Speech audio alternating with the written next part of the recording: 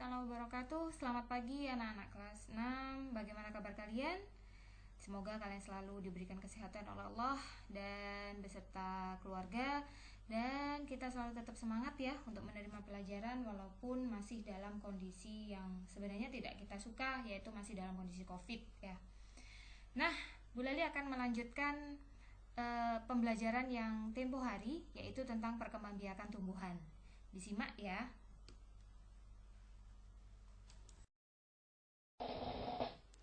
Tidak hanya perkembangbiakan secara generatif, tumbuhan juga mengalami perkembangbiakan secara vegetatif. Vegetatif di sini ada dua, yaitu vegetatif alami dan vegetatif buatan. Nah, apa saja yang tergolong pada vegetatif alami? Yang pertama, membelah diri. Membelah diri itu ada pada ganggang hijau. Ganggang hijau tidak bisa kita lihat. Hanya bisa dilihat dengan mikroskop, alat pembesar. Nih, yang kedua adalah tunas. Tunas di sini ada dua. Ada tunas seperti biasa dan ada tunas adventif. Tunas adalah tumbuhan baru yang tumbuh pada bagian pangkal batang. Misalnya pisang, bambu, dan nanas. Pisang tidak ada bibitnya pisang. Yang ada adalah tunas pisang. Bambu tidak ada biji bambu. Yang ada adalah tunas bambu. Nanas pun juga sama. Nah, kalau tunas adventif ini adalah tunas atau tumbuhan baru yang tumbuh di ketiak daun. Wah, penasaran ini pasti. Ketiak daun tuh yang mana sih, Bu? Kita lihat.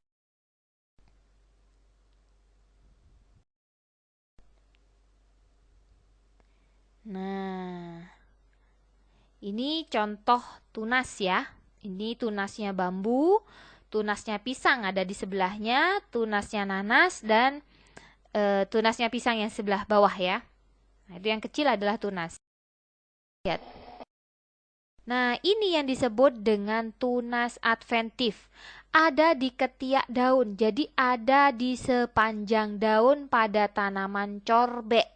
Atau Bu Lali mengatakannya cocor bebek. Disingkat menjadi corbek. Sudah paham dengan tunas adventif? Bu Lali lanjutkan. Yang berikutnya adalah spora. Spora adalah inti sel yang berubah fungsi menjadi alat perkembangbiakan. Bentuknya bintik-bintik dan berupa butiran seperti biji. Contoh, di sini ada ganggang. Nah, ini dia yang disebut dengan spora. Kelihatan kan? Yang bagian bawah ada terbelah dua, itu adalah spora.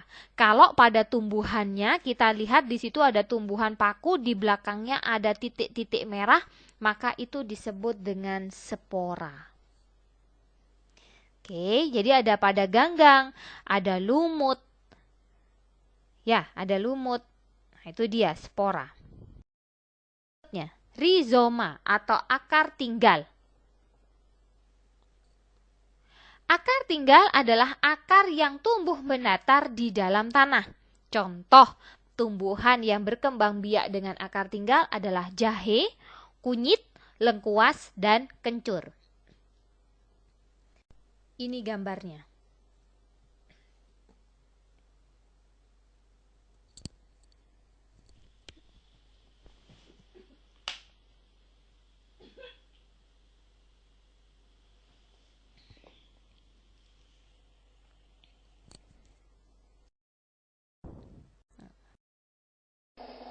Nah, sekarang umbi lapis. Sudah kenal, pasti kalau umbi lapis adalah kumpulan daun yang mengelilingi batang yang berbentuk cakram.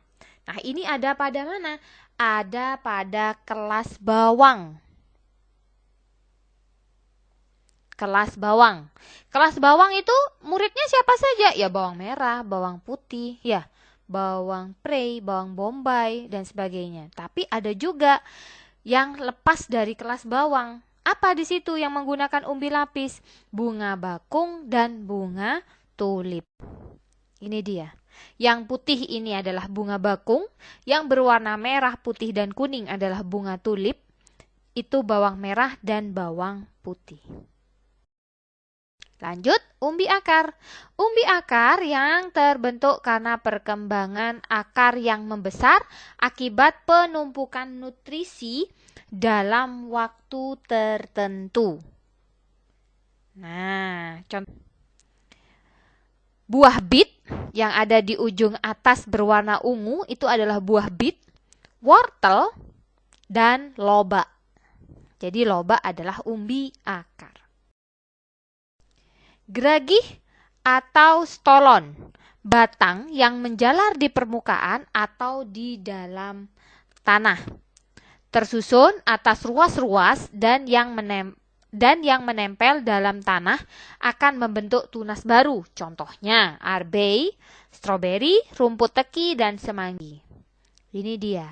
Jadi kalau dia seperti batangnya itu ngelewati tanah gitu, lama-lama dia akan menjadi tumbuhan baru. Ini dia.